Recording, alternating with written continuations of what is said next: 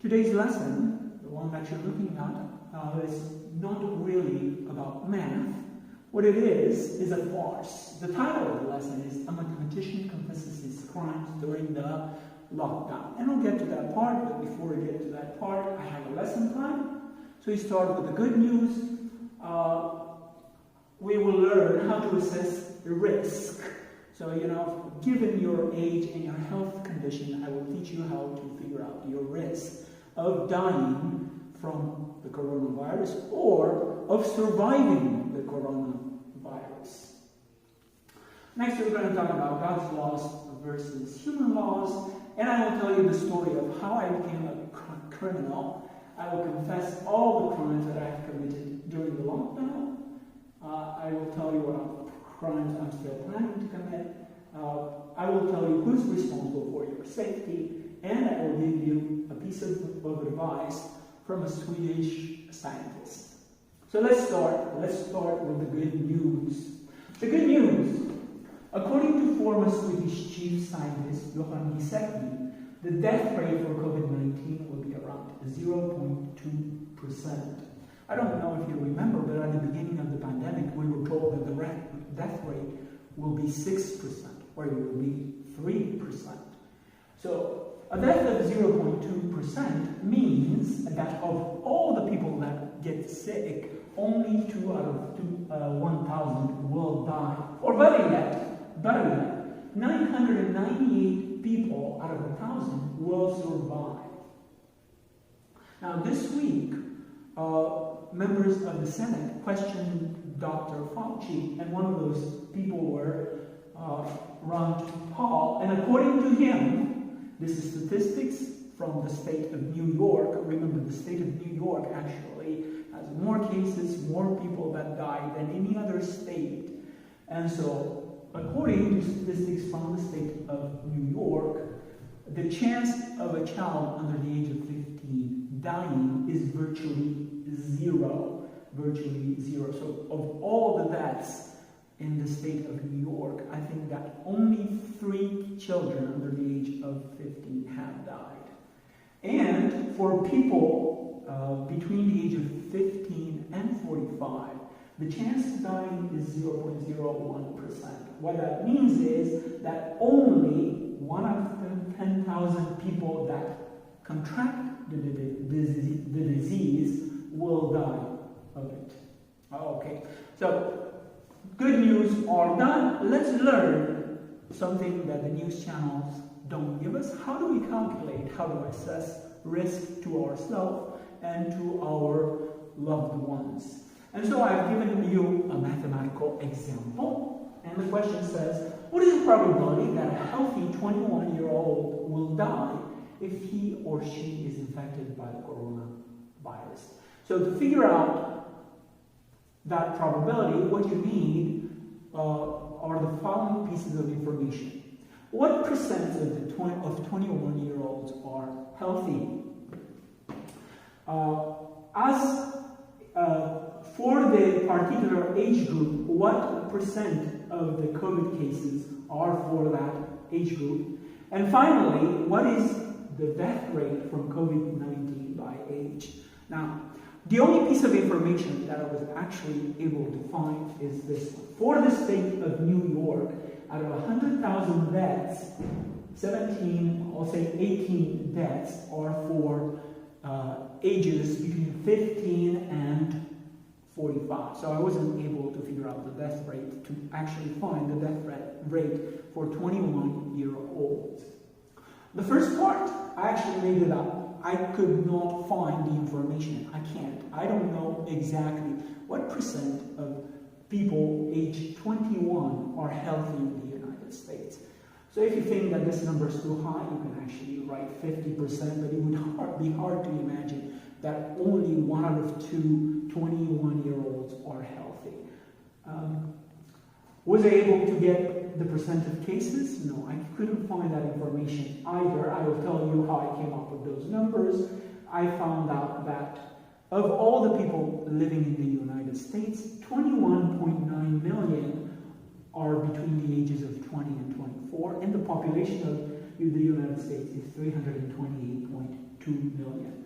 So I assumed that the percent of cases, of COVID cases, will have the same ratio as the population. And that's a bad assumption. I'm very sure, because young people are healthy, that the percent of cases is actually lower. But I did the best I could with the information. And so, like I said, we know this number for sure. You take the numbers and you multiply them,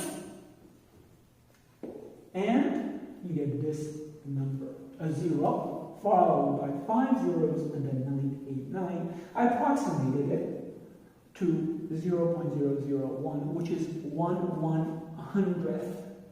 So what does this mean? What is the probability that a healthy 21-year-old will die from the virus? 0.001%, or 1 out of 100,000.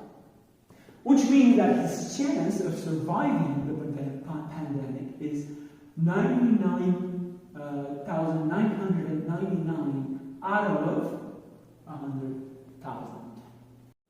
Okay, so now we get to the part that is not about math. This is just my opinion alone. And so, you can do with my opinion whatever you want. In my opinion, there are two types of laws. There's God's laws and human laws. God's laws are above human laws. Let me give you some examples of God's laws. Thou shalt not kill, thou shalt not steal, honor thy mother and thy father. Then you have human laws.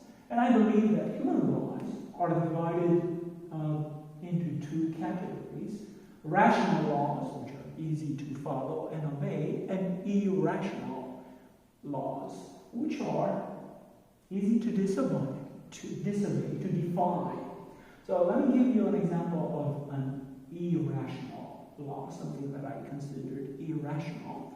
2 weeks ago, the beaches in Orange County were open, and we had about 50,000 people go to the beach on the weekend.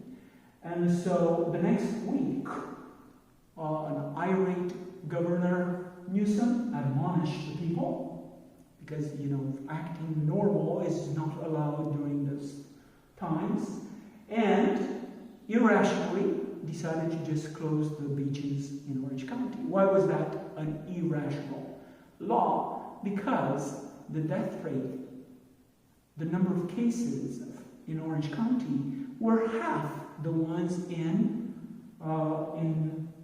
San Diego County. And I don't see how that decision was based on science. So, like I said, there's God's laws, there's human laws. Some laws, human laws, are rational and easy to obey, while some of them are irrational, and people defy them. Okay? Now that you know about my opinion about laws, let me tell you the story of how I became a criminal. I was in my car and I was driving, and when I drive, I listen to the news. And on the news, people were talking about the coronavirus. And at that time, the death rate was supposed to be between 3% and 6%. So listening to that, I thought to myself, well, let's see. I'm pretty healthy. I rarely get sick. The chances of dying are 6%. That means that there's a 94% chance of surviving. So I decided that my chances of surviving the coronavirus were pretty good. And so I become a criminal since then. And now I will confess my crimes. So the following are crimes that I've committed during the lockdown. So here's my list, so you can look at it while I talk. For the past 2 months, I did not stay inside my house. Although I am a non-essential and probably deplorable citizen of California, I refuse to stay locked inside my house. I did not stay 6 feet away from other people. At this time, there are a lot of my friends have children that are not in school, and they have asked me to help their children get through the lessons. And so I go to their houses and I help the children, and I'm not 6 feet away from their children. Now, I did ask them, because they are my friends, I asked them, when I come into your house, would you like me to wear a mask and gloves? Their answer was no. Let me move on to my next crime. I did not wear a face mask. I haven't worn one, and I'm not planning on wearing one. But that is my personal decision. So if you see me on the street and you are scared of me, I will personally move 6 feet away from you. I'll move 20 feet away from you, but I will not wear a face mask. My next crime, I shook people's hand, and it made me happy. So people have extended their hand to me, I extended my hand to them, and we shook hands, and we did not wash our hands after shaking hands, and probably we even touched our faces. My next crime was I visited my parents daily. My parents, my dad is 82 years old, my mom is 74 years old. And so, when all this started, I am their next door neighbor, and I asked them, Mom and Dad, do you want me to still visit you? Because I visit them every day, or are you scared? Their answer was, well, we're old already. If God's will is for us to die, then we will die. And so I have visited them every day. And I've shaken hands with my father and my brother. And worst of all, I even hugged them. Now, more crimes. I witnessed more than 10 people gather on Easter Day, and I did not snitch at them. I saw a hairstylist cut hair in one of my friend's houses, and I did not call the police. And she was not wearing gloves or a mask. More crimes. People that were not immediate family have visited me, and I didn't ask them to wear a face mask. I did not ask them to wear gloves. And worst of all, I did not stay 6 feet apart from them. Now, the next part is just about me being absent-minded. It's very important that you do wash your hands. I forget. I do other things, like if I start filming my videos or I work on math problems, I forget to wash my hands. I am absent-minded. You should, though. Next, there are other things that I don't do that maybe I should. I have not disinfected one marker, one eraser, or a doorknob since the pandemic has started. And the 12th one, oh, that's a bad one. I have abused my son. So, if you're wondering who is the person behind the camera, it has been my son. His name is Sebastian. And so for the past 2 months, he's been helping me make videos. And he's had to listen to math, me doing math for 4 or 5 hours a day. I am grateful to him for putting up with me for so long. And during lunch, he has to listen to my political opinions. So, really, really sad. For the past 2 months, almost every day, he has been abused. I'm sure I have committed more crimes, but those are the most serious ones. I could put one more.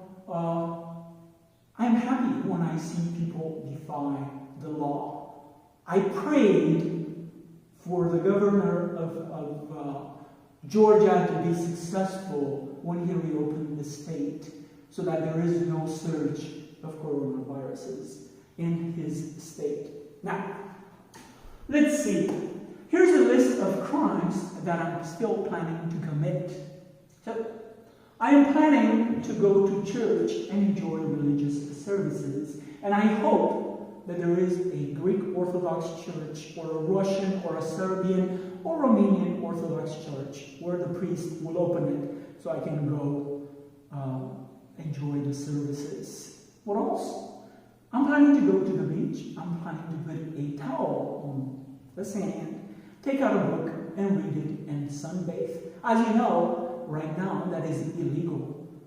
I can go to the beach and run, I can go to the beach and surf, but I cannot sunbathe. If I sunbathe and read a book, I am a criminal. Okay? I am planning to join other people to protest the lockdown. I will go to the park, hopefully, and there will be other people like me who are tired of being inside, and we will kick a soccer ball around, God willing. I will support businesses that defy the governor's order. I believe that people being able to feed their family is more important than obeying the orders that are now in place. Why am I saying that? Well, let's look at the current news. Elon Musk has opened his car plant in Northern California. He is defying the orders. He said, if you guys want to arrest somebody for my action, please arrest me. I am at fault for doing all this. What has happened to him so far? Absolutely nothing. What happens to a person that has a small business? Well, what happens is you get a notice to close the business down immediately, and if you don't, there's a big, high probability that you will be either fined or you will be jailed. Take a look at what happened in Texas. Okay? Let's see what else.